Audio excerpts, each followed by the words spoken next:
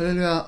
오늘 성탄절 말씀 두 번째, 오늘 24일이네요. 또 오늘 말씀 우리 마태복음, 우리 이번엔 신약으로 가서 마태복음 1장 1절로 6절까지 말씀 우리 함께 보도록 하겠습니다. 제가 오늘 봉독하고 또 말씀 나누도록 하겠습니다.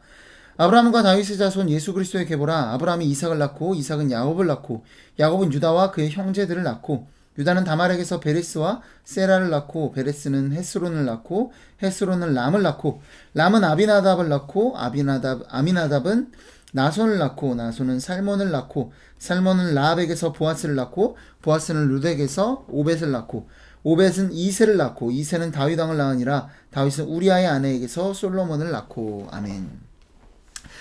이 마태복음은요, 특별히 복음서 중에서도 이 유대인들, 그러니까 혈통적으로 아브라함의 후손인 그 히브리 사람들에게, 그들에게 전하기 위해 쓰여진 복음서입니다.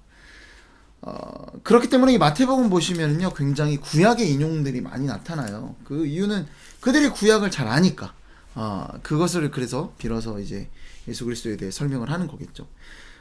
유대인들이 어떤 사람인가요? 유대인들은 진짜 뭐 우리나라도 뭐 좀 비슷한 것 같긴 한데 혈통과 전통을 진짜 중요시하는 사람들이 유대인들입니다. 그들 스스로가 하나님의 선택받은 어떤 민족이라는 자부심이 막 그냥 엄청난 사람들이죠. 지금도 뭐 그렇지 않습니까? 그래서 그들은 고대로부터 내려오져 오던 하나님의 율법을 철저하게 지켰고요.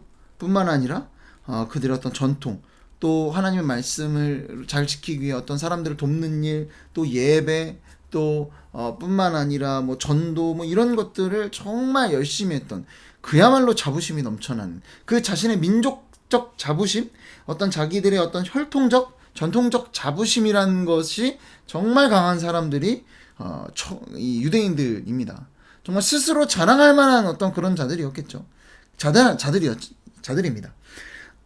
그런데 이 마태는 오늘 이 예수님에 대해서 이야기하면서 예수님의 족보를 끄집어내고 있습니다. 그러니까 어떻게 보면 우리는 당장 족보가 나오면 그렇게 생각을 하죠. 이 사람이 족보가 튼튼하구나. 이 사람이 진짜 혈통적으로 문제가 없구나. 이 사람 가게가 대단한 사람이야. 뭐 이런 생각으로 특히나 혈통과 족보를 중요시하는 사회니까 이런 식으로 예수님을 설명하겠구나 생각이 들 수 있습니다. 여러분, 그런데 오늘 그들이 자랑하는, 어떻게 보면 메시아가 온다는 다윗의 계보, 이 족보를 보면은요, 이게 좀 이렇게 얘기 될지 모르겠지만 속된 말이지만 정말 이게 족보야. 이게 정말 개족보입니다. 개족보. 여러분, 왜 그래요? 여러분, 3절 말씀을 보면은요, 유다는 다말에게서 베레스와 세라를 낳았다라고 해요. 여러분, 유다가 이제 야곱의 아들이죠. 근데 다말이 누굽니까? 다말은 유다의 며느리였습니다. 첫째 아들에게 줬다. 첫째 아들이 죽어서 둘째 아들에게 줬는데 둘째 아들이 또 죄를 져서 둘째 아들이 죽고, 셋째 아들에게 줘야 되는데 셋째 아들에게 주지 않죠. 왜?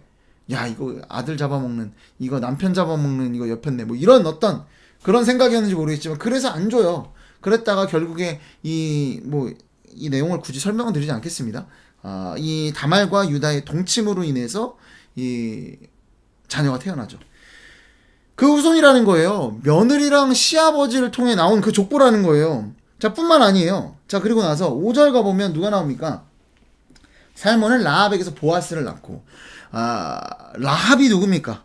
여리고성의 기생 라합이죠. 여러분, 말이 기생이지 뭐예요?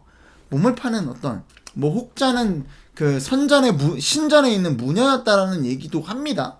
어쨌든 간에 어떤 일반적인 성관계가 아닌 뭐 그런 어떤 류의 어떤 여인이 라합이었다라는 거예요. 근데 그 여인을 이 예수님의, 그들이 자랑하는 다윗의 족보에 넣고 있습니다.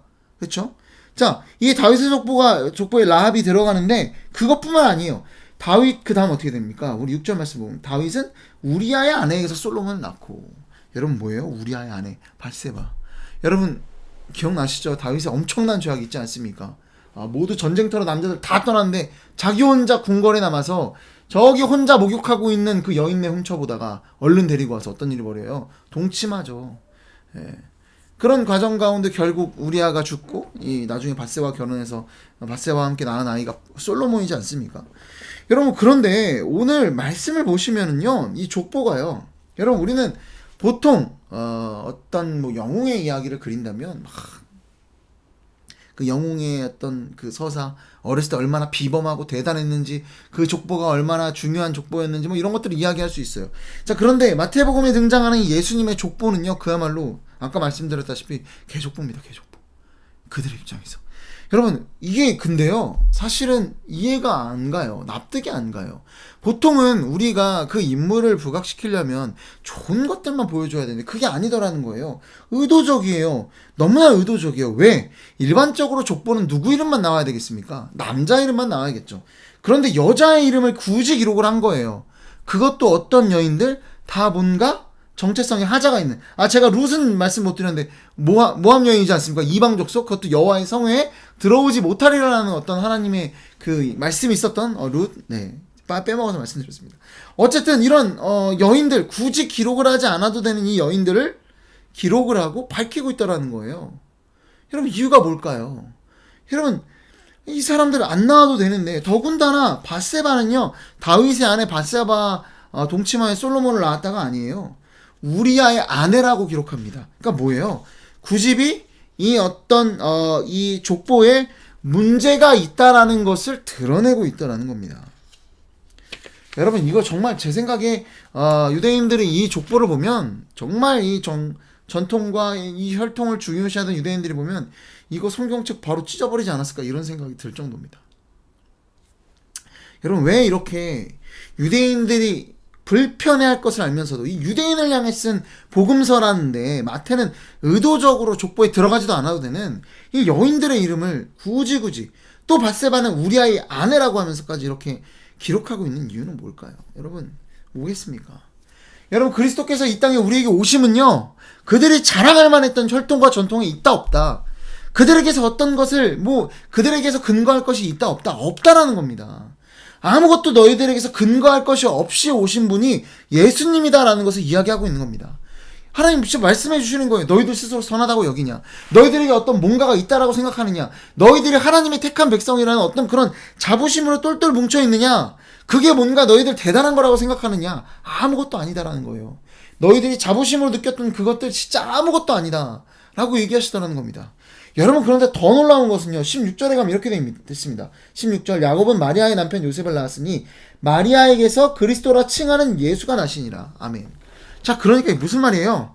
우리가 잘 아는 지금까지 모든 족보가 누구에게 이어집니까? 요셉에게 이어져요. 자, 근데 요셉과 마리아는 상관없이 마리아가 예수님을 낳으십니다. 이해되세요? 그러니까 지금까지 족보 이 혈통에도 쭉 얘기하는데 이 요셉을 통해서 예수님이 오신 게 아니에요. 물론 족보상으로 들어갈 수 있지만 생물학적으로 이 족보와 아무런 근거 없는 예수님께서 이 땅에 오신 겁니다. 뭡니까? 여러분, 진짜 그야말로 너희들의 어떠한 과는 전혀 상관없이 하나님께서 이 독생자 예수 그리스도를 보내주셨다라고 오늘 선포하고 계시는 겁니다. 여러분, 2000년 전 주님께서 이 땅에 오셨습니다. 왜 오셨나요? 우리가 뭔가 특별했나요? 조금 착해서? 조금 선해서? 여러분, 전혀 아니다라는 거예요. 전적으로 하나님의 선하심과 그분의 사랑하심으로 예수님께서 이 땅에 오셨음을 믿으시기 바랍니다. 여러분, 성탄절이에요. 저는 그 노래 정말 싫어요. 울면 안돼 산타 할아버지는 우는 아이에게 선물을 안 주신대. 여러분, 산타 할아버지는요, 우는 아이들에겐 선물 주지 않습니다. 여러분, 우리는 선물 받을 수 있어요, 없어요? 우리는 절대 선물을 받을 수 없는 존재입니다.